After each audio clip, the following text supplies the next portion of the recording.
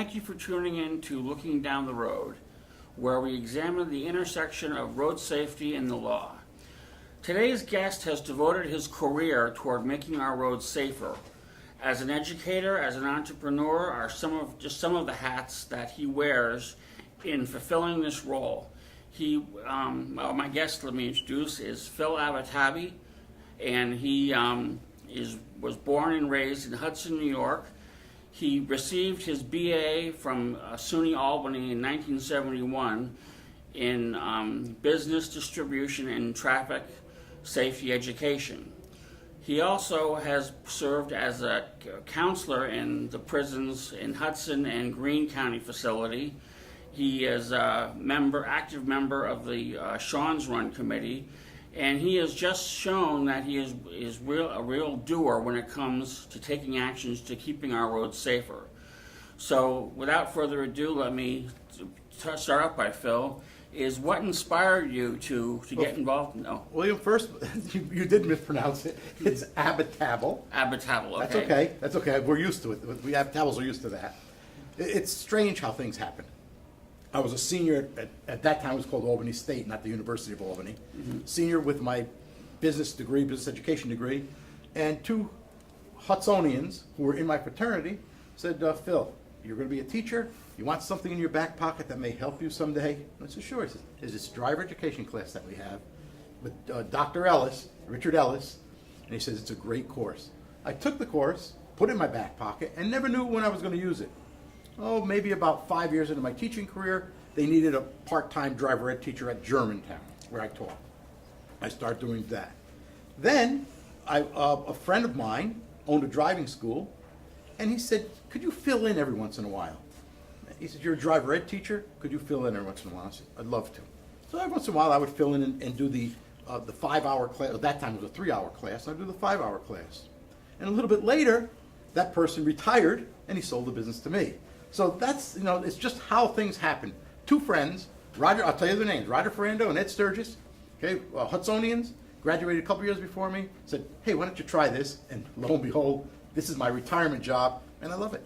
Now, I noticed in your resume, it specifically lists traffic safety education. Yes. So did you have to rewrite your major for Albany State? What actually happens to be a driver ed teacher, the most common term is driver ed teacher, but in college it's the traffic safety education program. I had a business education degree, and I had a secondary certification in traffic safety, and that was given by the Department of Motor Vehicles and the Department of Education. That allows me to teach in high schools and anything, and I even have I can even teach for motorcycles, even though I don't. Okay? Now, most people, well, let's start with this. Driver education is a lost art. Okay? I don't know if there's any schools that offer it anymore. Driver education is a lost art.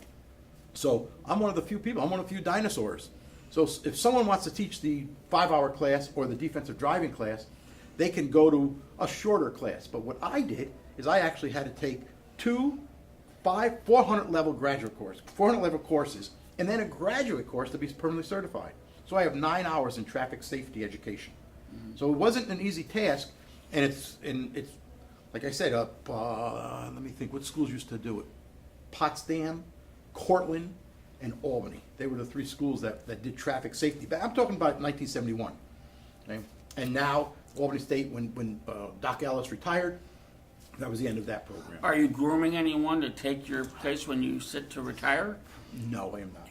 No, I am not. And I do have because I'm certified as a teacher, I can actually teach someone and teach them to be a driver education person, but I just don't have the time. I don't have the time. No, when I retire, I don't know what's going to happen to my driving school. Now, another career you've embarked upon is that of working in the prison system as a counselor. How did working in that capacity inform your perspective? Very interesting. And this is where your mother came into play.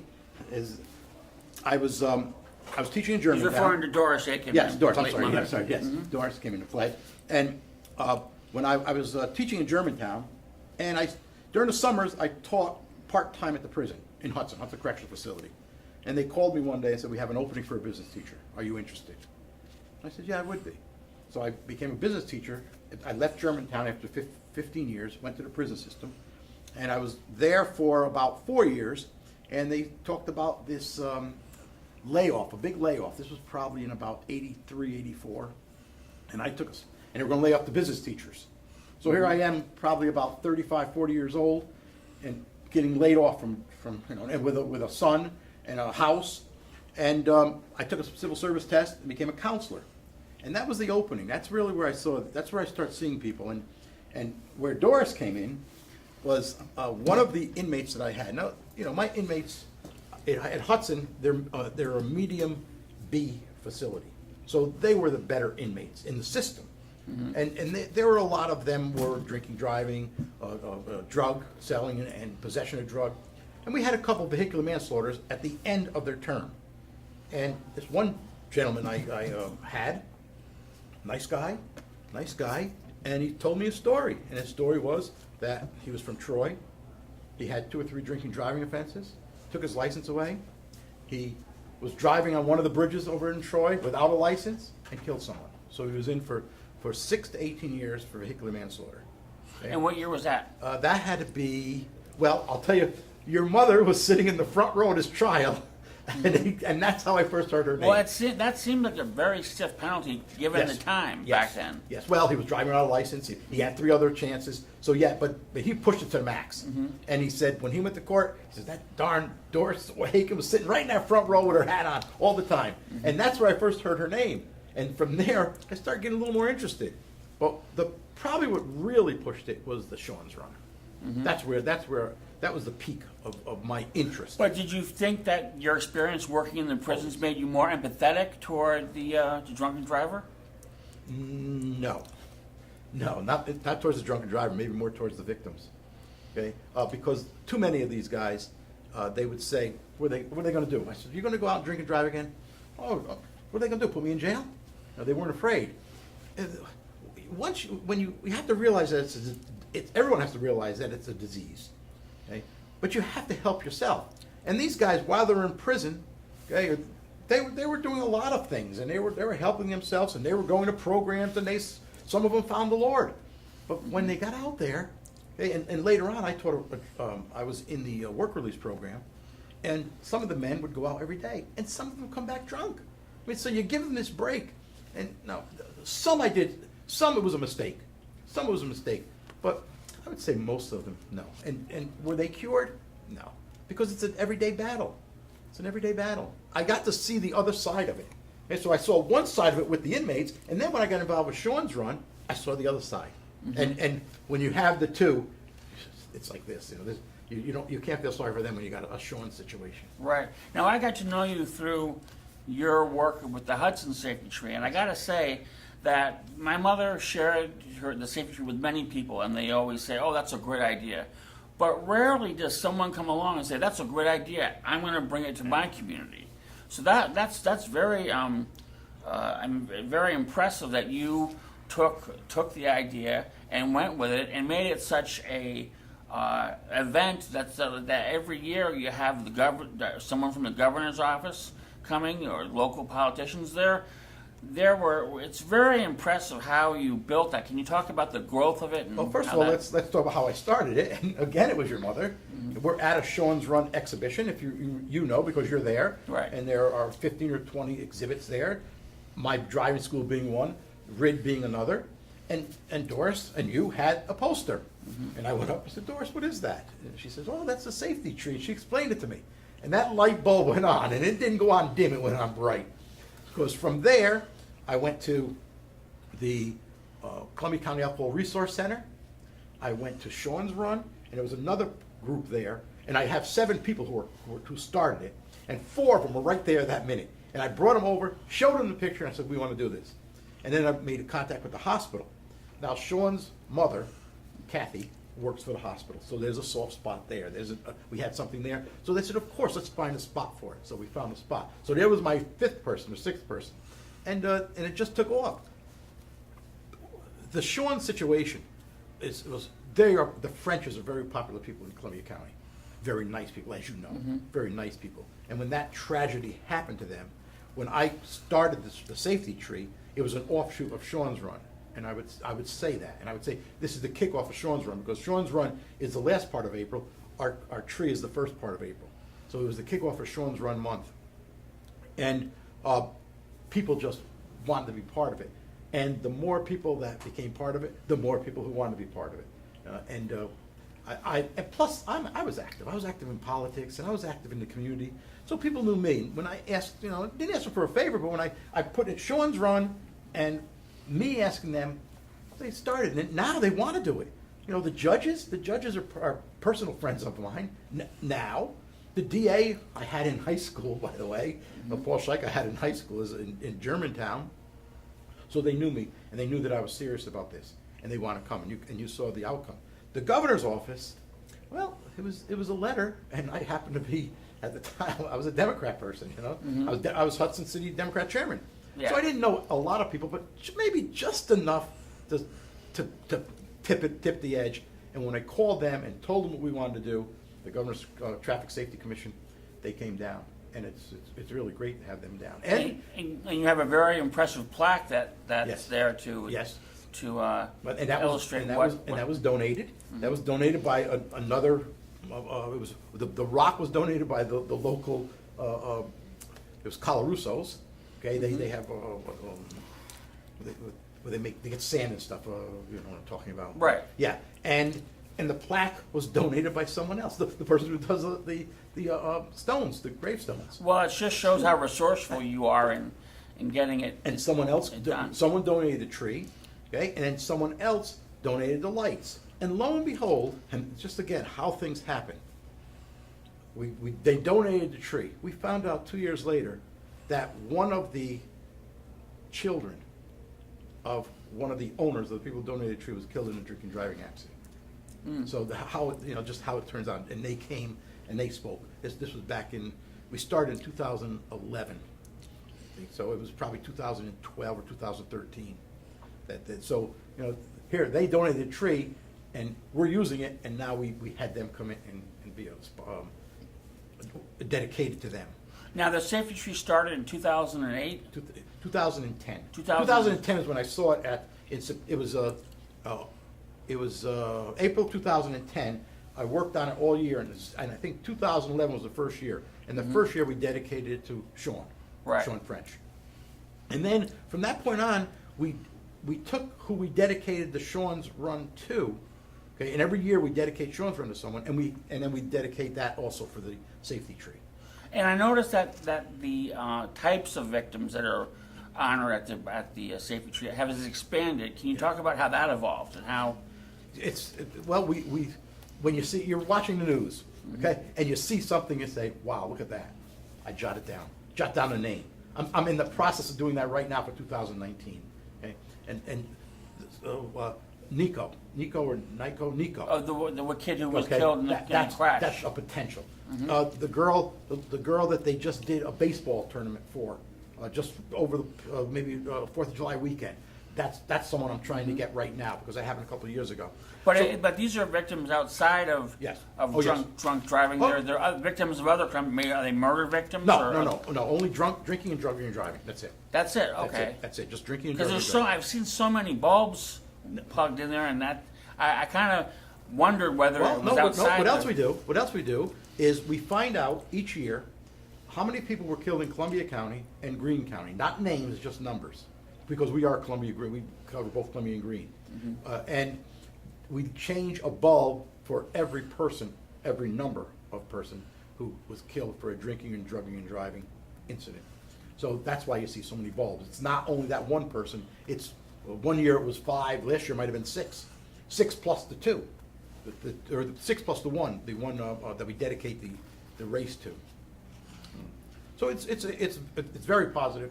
It's very positive. I get help from Holly Tanner, who's the Columbia County clerk, and she's outstanding because she also is the head of the Department of Motor Vehicles. When I need a contact, I go to her. She probably gave me the first contact, opened the door for me for the Governor's Traffic Safety Commission. Now, another thing I want to commend you for is the bipartisan nature of this event, because when I go there, I see Republicans and Democrats, people on opposite sides of the aisle come together, and in these times of partisanship, that's That's very impressive. You know, Doris worked with Al D'Amato to get the 21 drinking age passed.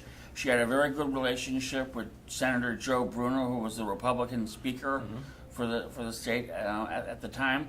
What I've noticed was early on, Democrats were resistant to tougher laws on the grounds of due process rights and rights protecting the drunken driver defendant.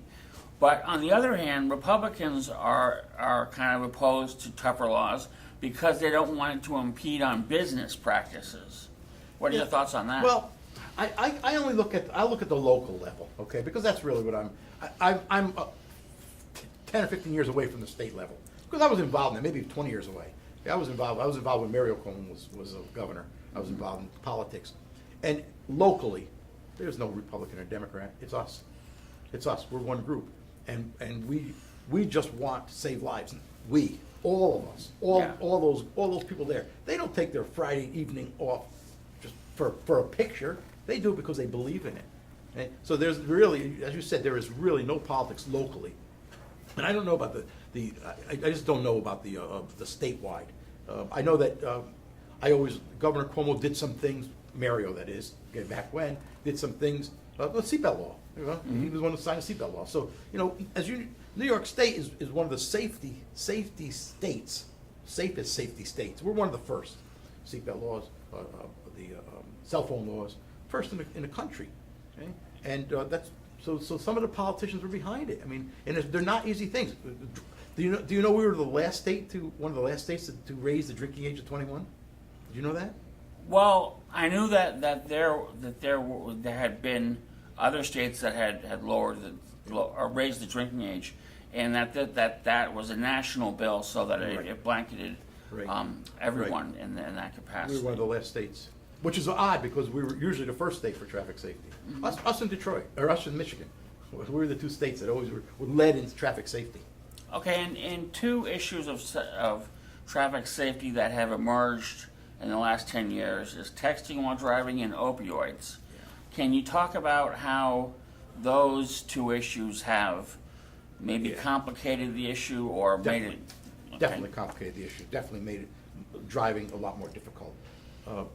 When cell phones first came out, okay, they estimated that when someone was using a handheld cell phone, they were 4 times more likely to have an accident.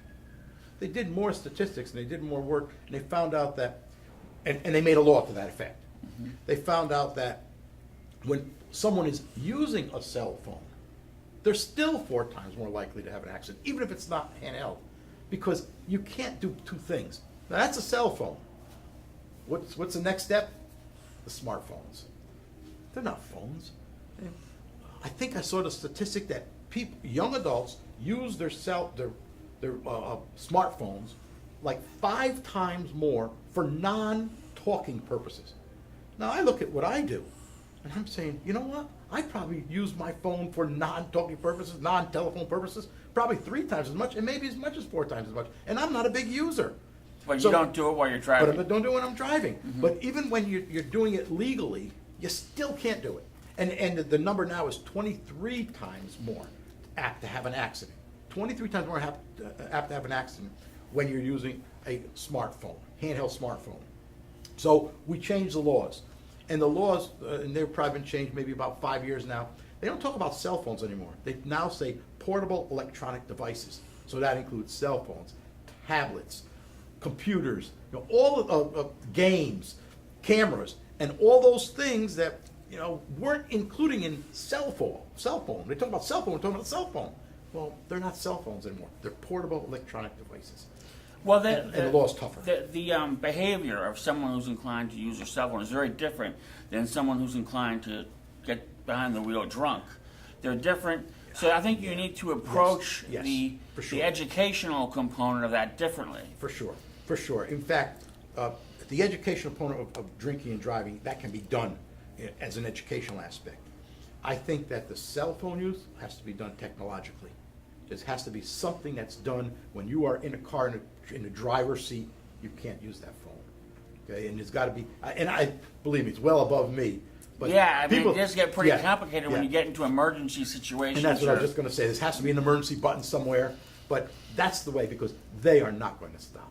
They're not going to stop. I don't care what you do, they're not going to stop.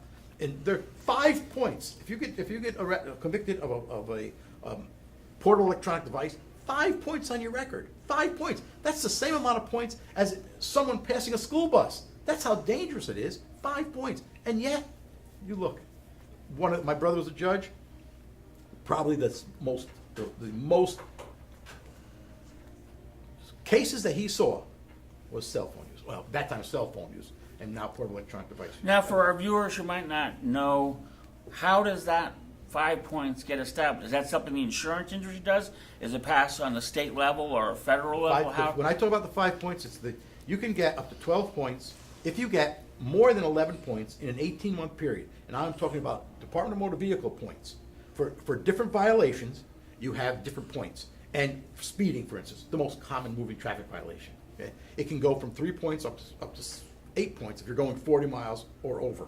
So there's different levels, and there's different points. And but who determines that? Department of Motor Vehicles. Department of Motor by what you are convicted of in the court. So the courts you'll go to court, you get convicted of cell phone, portable electronic device use. Okay? Mm-hmm. That's the conviction.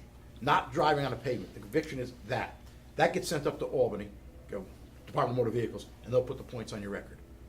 And then now but it's a department, the DMV, that determines that's right. the point policy. It's all in the book, and that's done internally. Yep. There's no law or any. Oh, it's all policy. They can't say, well, this guy is going to get 5, this guy's going to get 4. No, But the policy itself is determined by the DMV, yes. Not the governor or the legislator. No, DMV does it. DMV, no, you know the big book. Mm-hmm. The big book. That's it. It's all in there. The Vehicle and Traffic Safety Code.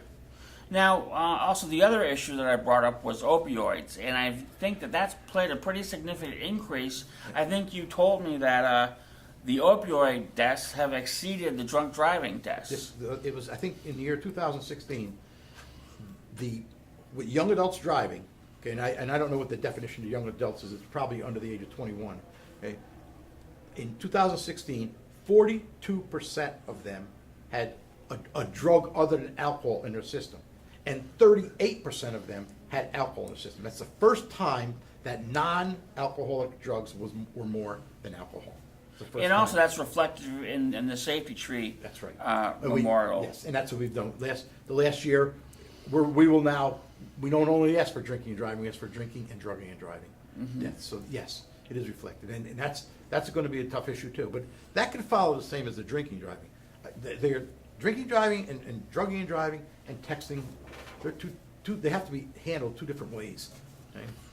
Okay, and also you should mention you're on the committee for Sean's run. Is it hard to sustain such a massive undertaking and getting people involved, and how does that work? Well, what I have found in life is there's a lot of Indians out there, but there's not a lot of chiefs. And the problem we're having is just like any other organization. I'm in Sons of Italy. Okay, finding the leaders. Okay, finding the people who take the president, vice president, treasurer, secretary roles.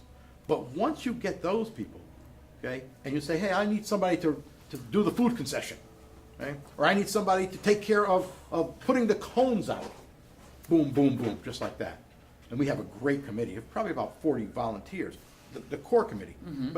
But the administration is about 5 people, and then it trickles down. It's one of the best committees I've ever been on as far as people volunteering and wanting to do it. And we've added different people in.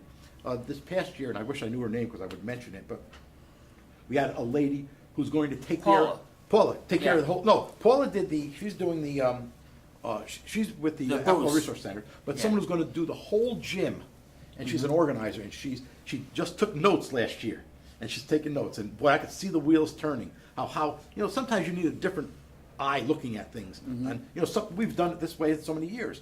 Just even the table setup, stuff like that. She may say, well, let's do this, but she's going to take care of the whole gym, the whole thing, and that's a big undertaking, and she volunteered for it. Okay, and looking ahead, are you optimistic that we're going to find solutions as a society that can address these serious issues? It has to be more than punishment. Okay, you can't put everybody in prison. There has to be an education. There has to be counseling. For instance, the bill to lower the BAC to .05, Yeah. the bars would probably say, well, you're punishing us Yeah. from that. The bars have, and locally, our bars on the outskirts of Hudson, where you need a car to get to, their drinking business, their 11 o'clock on business is down to nothing. Places that stayed open until 4 o'clock in the morning, the legal time, they're closing now at 10, 11, and the bars are dead.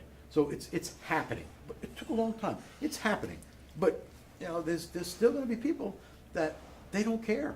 And when they don't Right. care, Well, what are you going to do? if you look at Utah, where they passed the first .05 bill, the drinking, the arrests and crashes, DWI crashes, have gone down even before it was implemented Yep. because it raises the awareness. Right. And as someone who Right. I know where I'm at after I've had 2 beers, I'm below .05. Yep. I don't think I should be driving then. So No, you're right, and that's the awareness part. That's it. And believe me, people are afraid. People are afraid before the fact, but if they had 3 or 4 drinks, they're not afraid anymore. So what I sense is that you are optimistic Yes, I'm that optimistic. if you Yes. take a more Yes. broader view of it, that there are going to be Two solutions. things, Bill. 2 things. One is I think that as society, I think that we as society we're coming together. We don't want to see people killed needlessly. You don't want to see the Seans of this world being killed and the other 12 people that we dedicate to. We don't see that. It's sad stuff. Okay? And the second thing is technology. Technology. I tell my kids on Saturday mornings, tomorrow morning I'm going to teach a class, that I could drop drinking driving deaths by 75% tomorrow. I'll put an alky sensor of the ignition interlock system in every car. Okay? Now you do that, the guy wouldn't be able to drive Sean's car. Go ahead, all those things. Now you're infringing on rights. Now this is where maybe you're talking Democrat Republican stuff, but I think eventually it's either going to be that or the automatic cars. Okay? But people are always going to drink, and as long as people are always going to drink and drug, you And wanna then talk about- Uber and Lyft yes, play and that's can- big. That's big. can But play we're talking about drugs, and I asked the kids, why is drugging and driving the issue of the day right now? And they know the answer. One is because of the opioid problem, and second is because of legalization of marijuana. Now, there is no doubt at all that New York State is looking at the legalization of marijuana. It's going to be, I'm sure it's going to be a campaign issue with the governor's race this year. Okay? If we get it, I don't know. And my opinion on it, the problem I see is the safety aspect. Okay, I'm a 60s person, but the safety aspect of driving. Okay? But as you know, Vermont, Massachusetts has it. New York State's 5 years, within 5 years. Okay? The difference between drinking, driving, and drugging and driving is the detection of it. Okay? We know how to get the amount of alcohol in your blood. Okay? Blood test or BAC or a blood breathalyzer. Right, the measurement. And we of know it the measurement is a BAC. for a pot is very difficult. And we know the measurement, and we know what measurements are. And that's why Bad driver? technology Yeah. would come in to have a test that would be universal. That's exactly. For- But the thing that gets you high for pot is different. That's going to get you high for oxycodone is going to be different. Yeah. It's different. That's the problem. Now in the prison system, we took a urine specimen, but you can't. It's not. You just can't do those things. It can be done, but it's not going to happen. Okay. Breathalyzer was probably the biggest single thing other than all this legislation is the breathalyzer. Made it a simple task. You blow into this machine, boom, out comes a number. Well, I hope that your voice going forward is one that is listened to and consulted upon in finding the solutions in the future. And I think that that's also an important component. But I want to thank you for coming You're on. welcome.